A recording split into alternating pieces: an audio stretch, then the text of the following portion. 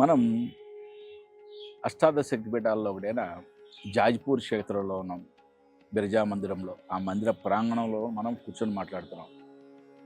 ఎంతో అద్భుతంగా మనం తలపెట్టిన సంకల్పించుకున్న 5 రోజుల పాటు సంకల్పించుకున్న శతచండీ రుద్ర సహిత దశమహావిద్య మహాయాగం చాలా అద్భుతంగా ఇక్కడ జరుగుతూ ఉంది.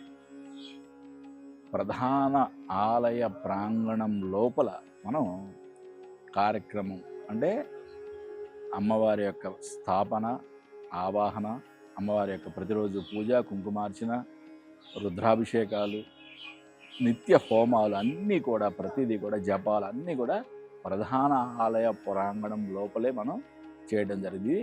నా పూర్వజన్మ సుకృతంగా నేను భావిస్తున్నా. మరి ఈ క్షేత్రంలో తాంత్రిక విద్యలు, తాంత్రిక ఆరాధన ఎక్కువగా జరిగేది అని చెప్పుకున్నాం మనం. మరి అసలు తాంత్రిక విద్యలు అంటే ఏంటి? తాంత్రిక విద్యలకి అనగానే మనకు ఫస్ట్ గుర్తొచ్చేది దశమహావిద్యలు అంతేనా? మరి దశమహావిద్యలు ఏ విధంగా ఉద్భవించినాయి అని చూసినప్పుడు, సతీదేవి దక్షయజ్ఞానికి వెళ్ళి అవమానం పొంది ఆమె దహించుకుపోతుంటే, శివుడు ప్రళయతాండవం చేస్తుంటే విష్ణువు సుదర్శన చక్రంతో ఆమె శరీరాన్ని ఖండించాడని, అంటే శివుని యొక్క ఉగ్రాన్ని తగ్గించడానికి. ప్రళయతాండవం అంటే మొత్తం ఈ యొక్క విశ్వం మొత్తం కూడా అల్లాడిపోయే ఛాన్సెస్ ఉన్నాయి కాబట్టి అమ్మవారి యొక్క శరీరాన్ని ఖండించారని, అవి భూమి మీద కొన్ని ప్రదేశాల్లో పడి అవి శక్తిపీఠాలుగా వెలిసినాయని, దాంట్లో ముఖ్యమైనవి అష్టాదశ శక్తిపీఠాలని, అలాగే 51 శక్తి క్షేత్రాలలో అమ్మవారి యొక్క శరీర భాగాలు పడినాయి అని చెప్తారు. అమ్మవారి యొక్క యోని స్థానం పడిన ప్రదేశమే అస్సాం గౌహతిలోని కామాఖ్య మందిరం. మరి అమ్మవారి యొక్క యోని భాగం పడిన తర్వాత అది ఛిద్రమై మరలా 10 భాగాలుగా పడిందని, అవే దశమహావిద్యలుగా విరాజిల్లుతున్నాయని మనం చెప్తున్నాం. అంటే తాంత్రిక ఆరాధన చేసేవారికి దశమహావిద్యలు మహా ఉత్కృష్టమైనవి అని చెప్పుకుంటాం. అంటే దశమహావిద్య ఉపాసన తాంత్రిక పద్ధతిలో మాత్రమే చేయాలంటే అటువంటిది ఏమి లేదు. మనం ఆ అమ్మవారిని దక్షిణాచారంలో కూడా మనం కొలుచుకోవచ్చు, అంటే సాత్విక ఆరాధన కూడా చేసుకోవచ్చు.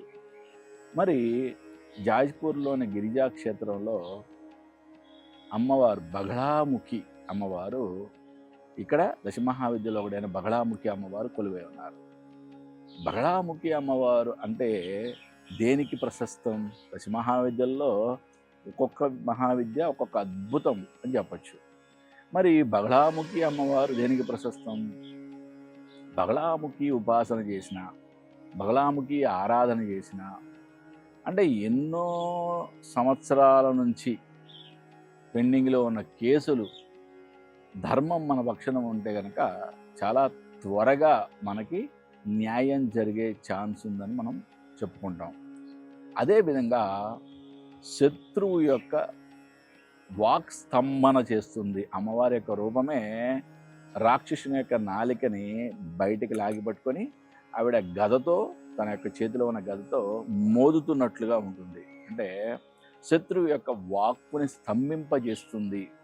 అంటే ఎప్పుడైతే ఇటువంటి ఆరాధనలు మనం చేస్తామో, ధర్మం మన వైపు ఉంటుందో, దాంట్లో ఎటువంటి అనుమానం పెట్టుకోవాల్సిన అవసరం లేదు. శత్రువు మాట్లాడవలసిన సమయంలో తను మాట్లాడలేడు అని చెప్పచ్చు. మరి అటువంటి బగళాముఖి ఇక్కడ కొలువై ఉంది. మరి ఇక్కడ ఆ అమ్మవారిని ఆదిశంకరాచార్యులు ఎలాగైతే ఇక్కడ బలి కార్యక్రమాలు వద్దు అని చెప్పారో, అప్పటి నుంచి పూర్తిగా సాత్విక ఆరాధన జరుగుతుంది. మరి ఈ సాత్విక ఆరాధనలోనే బగళాముఖి ఆరాధన కూడా జరుగుతుంది. మనం చెప్పుకున్న అంటే కోర్టు సమస్యలు కానీ, శత్రువుల మీద విజయం కోసం కానీ బగళాముఖి యొక్క ఆరాధన ఇక్కడ చేసుకోవచ్చు అద్భుతంగా. ప్రత్యేకంగా ఇక్కడ బగళాముఖి హోమం కూడా చేస్తారు. మనకి అంటే దశమహావిద్యల యొక్క విశిష్టమైన అన్ని రూపాల్లో మనం ఒక్కొక్క అమ్మవారి యొక్క రూపం ఒక్కొక్క అద్భుతాలని చెప్తాం. అలాగే బగళాముఖి ఆరాధన చేయడం కూడా శత్రు విజయానికి, కోర్టు కేసులు అన్నీ కూడా మనకు తీరిపోవడానికి, శత్రువులపై విజయం సాధించడానికి అని చెప్పుకోవచ్చు. అంటే ఇటువంటి క్షేత్రంలో ఇంతవరకు ఎవరో చూడలేదు మేము. ఇంకా అష్టాదశక్తి పీఠాల్లో ఉన్న గిరిజా మందిరాన్ని ఇంతవరకు మేము సందర్శనే చేయలేదు అన్న వాళ్ళు తప్పకుండా ఈ యొక్క క్షేత్రాన్ని సందర్శించండి.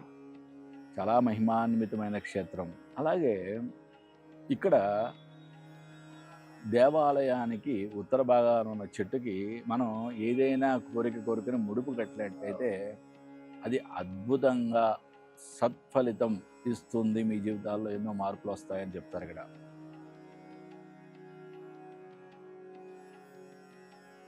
కాబట్టి ఇటువంటి అద్భుతమైన క్షేత్రాన్ని అందరూ సందర్శించాలి అని కోరుకుంటూ సెలవు. హరి ఓం శివం.